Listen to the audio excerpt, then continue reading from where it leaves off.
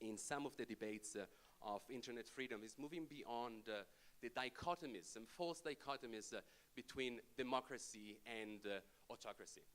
There are good uses of the internet apparently, and democratic countries like Ghana, Kenya, and probably South Africa would fit into this category. And then bad uses of the internet, or authoritarian uses of the internet. And we can mention Rwanda, Zimbabwe, and Ethiopia. Most of my work has been on Ethiopia. And Ethiopia is a very interesting country. It's a country that has one of the most sophisticated surveillance system on the continent. And is very interestingly connected. Software coming from Italy, my own country, coming from the UK, and expertise coming from the US in order to surveil its own citizens. At the same time, is a country that has dramatically expanded the use of technology for education. And one of the things that the Ethiopian leaders are increasingly saying to Western donors and Western countries, you're doing very little effort to understand the amazing things we're doing with these technologies. We have created a platform to allow every secondary student in the country, in the rural areas and in the urban areas, to have access to the same quality of education. We have increasingly streamlined service delivery. We have created a commodity exchange that has been used all across Africa.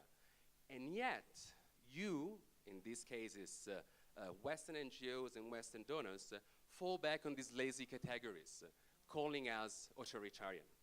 So what we will try to do is trying to reflect on an idea of technopolitics that fights this laziness, that can recognize that it's not just in the newest technology that we can understand why the internet is behaving the way it is.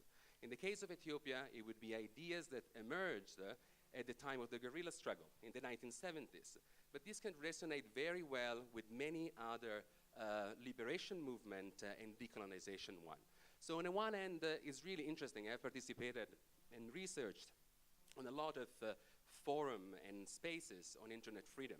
How we tend to be too skewed about the future, about what the internet should be, how we can get there.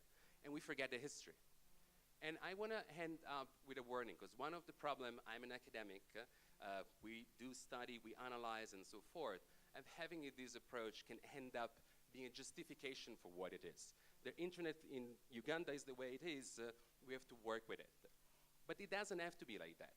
There are also other opportunities that this kind of analysis can open up.